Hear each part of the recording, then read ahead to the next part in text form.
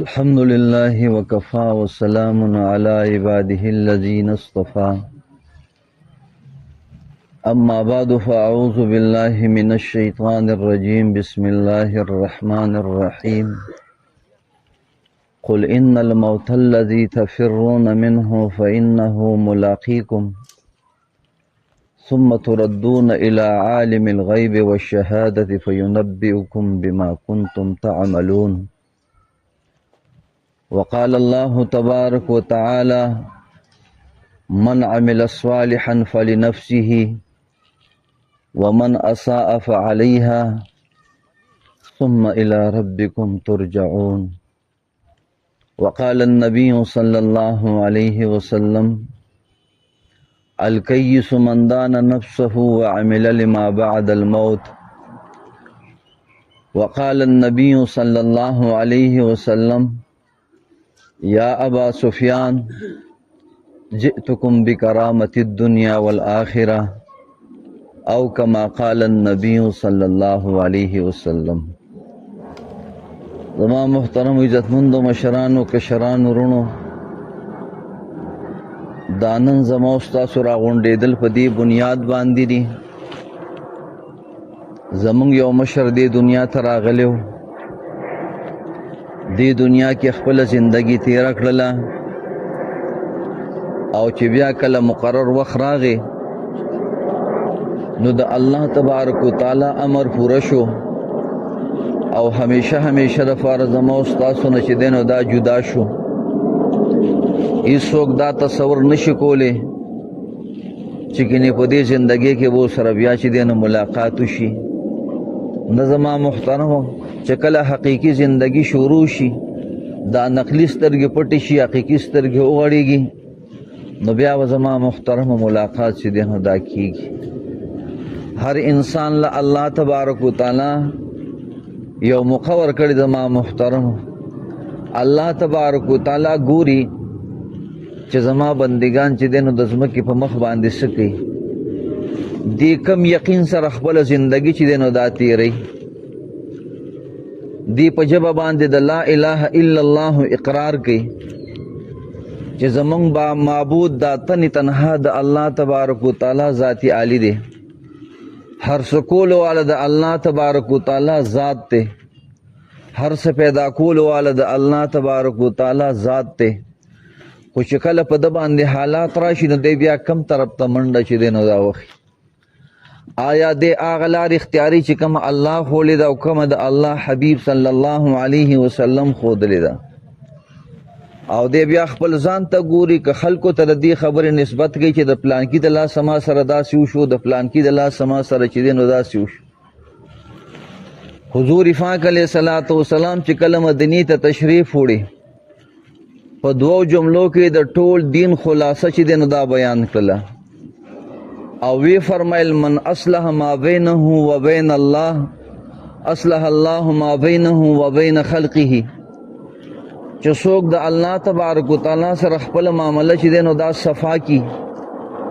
څوک د الله تبارک وتعالی سره خپل راضینامه وکړي، نو الله تبارک وتعالی د ده د مخلوق ترمنځ چې دی نو دا راضینامه وکړي.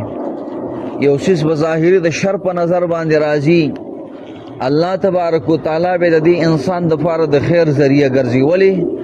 د خپل رب سره راضینامه کړې ده. او دا هر څه چې دی زما محترمو دا د الله تبارک وتعالی دی. که د خیر فیصلې راځي، که د شر فیصلې راځي، که د ژوند فیصلې راځي، که د مرګ فیصلې راځي، که د صحت فیصلې راځي، که د بیمارۍ فیصلې راځي، که د مالدارۍ فیصلې راځي، که د غریبۍ فیصلې راځي، که د عزت او د ذلت فیصلې دي، دا ټولې زما محترمو د الله تبارک وتعالی د طرف نه دي. نو چې کله انسان د ځمکې په مخ باندې هغه زندگی تیری چې کومه زندگی الله تبارک وتعالی غواړي، نو دا انسان به د دنیا په زندگی کې هم عزتمند وي، او د مرګ نه پس هم بیا همیشه لپاره عزتمند وي.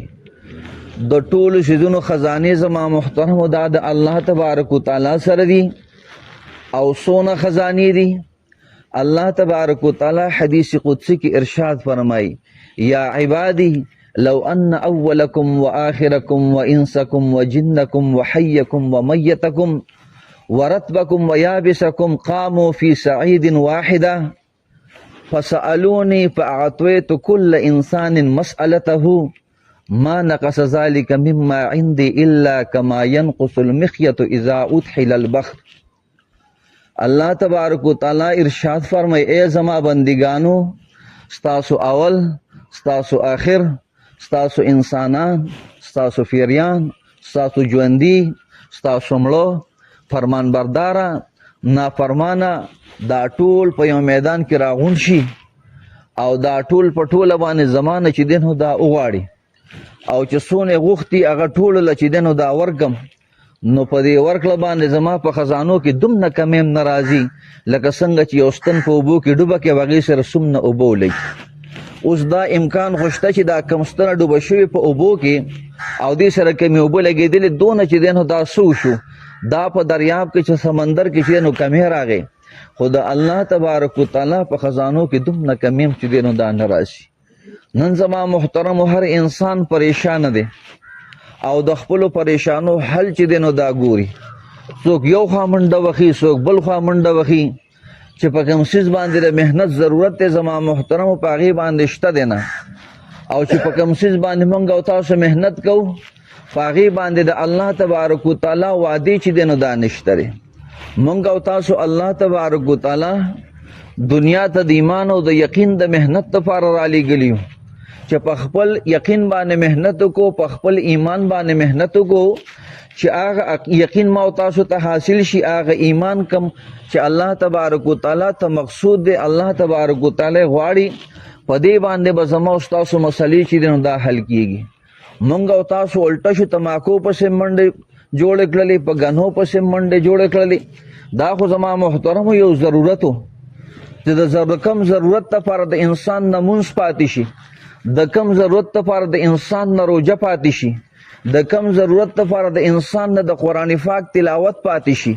د الله تبارک وتعالی ذکر پاتې شي په دې کې وسنګ خیر او برکت راشي زما محترمو.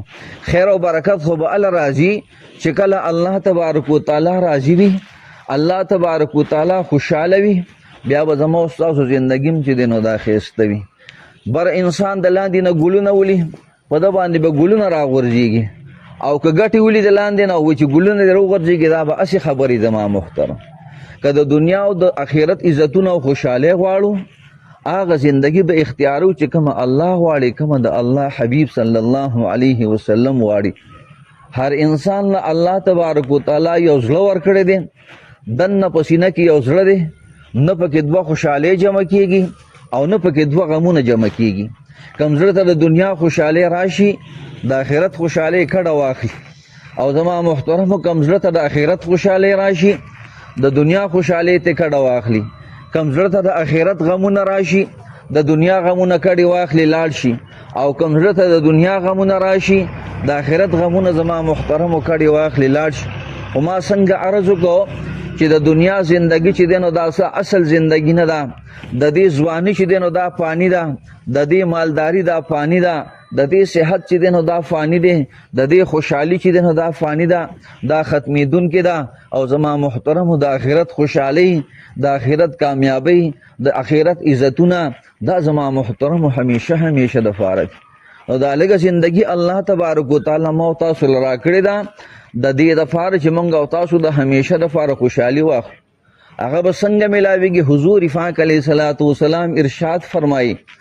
یا ابا سفیان جئتکم بکرامت الدنیا والآخره. ابو سفیانه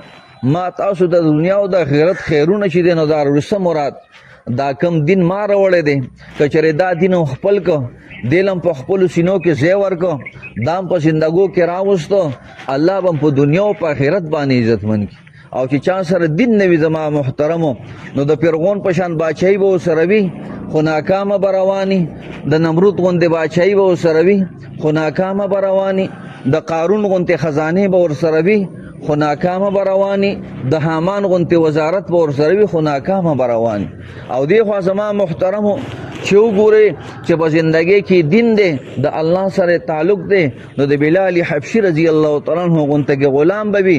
هیڅوک دا جرأت نشي کولی چې د خولې نه دا الفاظ وباسي چې کینې نعوذ بالله بلال چې دی نو دا ناکامو. ولې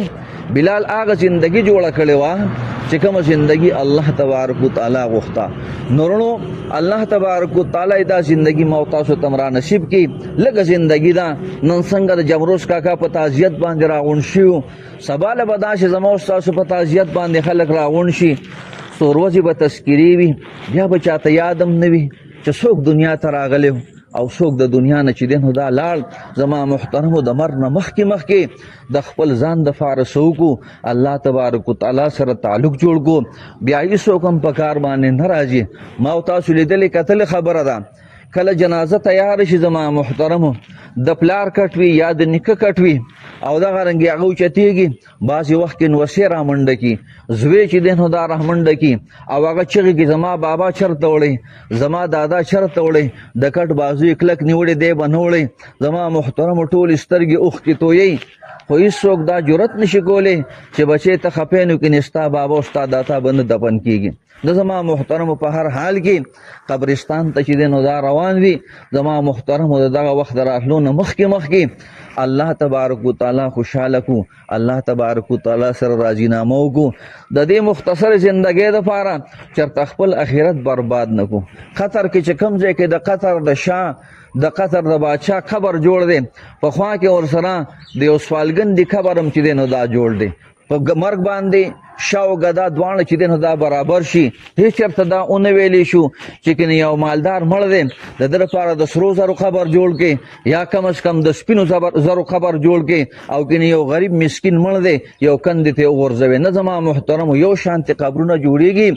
او بیا هلته کې څه وي، بیا اعمالو ته کتې شي، من عمل صالحا فلنفسه ومن اساء فعلیها. چا نیک اعمال وکړلو دا هم د خپل ځان دپاره دي، که بد اعمال یې وکړلو دا هم د خپل ځان دپاره دي. ثم الی ربکم ترجعون، بیا د خپل رب طرف ته واپسي ده. وروڼو دغه واپسۍ نه مخکې الله تبارک وتعالی راضي کو، الله تبارک وتعالی خوشحاله کو. دا مختصره زندگی ده او په څه به خوشحالېږي چې کله زندگی د الله تبارک وتعالی د حکم مطابق او د جناب نبی کریم علیه الصلاۃ والسلام د سنت طریقو مطابق وي. خپل غم کې ګورو چې د الله څه حکم دی، د نبی علیه الصلاۃ والسلام څه طریقه ده. خپل خادې کې ګورو چې د الله تبارک وتعالی څه حکم دی او د جناب نبی کریم علیه الصلاۃ والسلام څه طریقه ده. خپل دکاندارۍ کې، خپل زمیندارۍ کې، خپل مزدورۍ کې، خپل نوکرۍ کې د الله حکم ته ګورو او د حضور پاک علیه الصلاۃ والسلام سنت طریقې ته ګورو. الله به دنیا هم ښایسته کړي، الله به آخرت هم چې دی نو دا ښایسته کړي. هر انسان کمزوری دی، کمی بیشی به کېږي. ما ته خپل ځان معلوم دی، تاسو ته خپل ځان معلوم دی. په هغې باندې استغفار وکړو او مخکې دپاره عزم وکړو چې انشاءالله زندگی به د الله د حکم مطابق او د جناب نبی کریم علیه الصلاۃ والسلام د سنت طریقو مطابق تیرو. او دې دپاره زم عزم او اراده کوم، تاسو هم انشاءالله تعالی عزم او اراده وکړئ. دې دپاره ټول تیار وو که خیر یې که نه جي. یو پېرې سورې فاتحه ووایئ، درې پېرې سورې اخلاص ووایئ، بیا به دې کاکاجي ته ایصال ثواب وکړو په جمع سره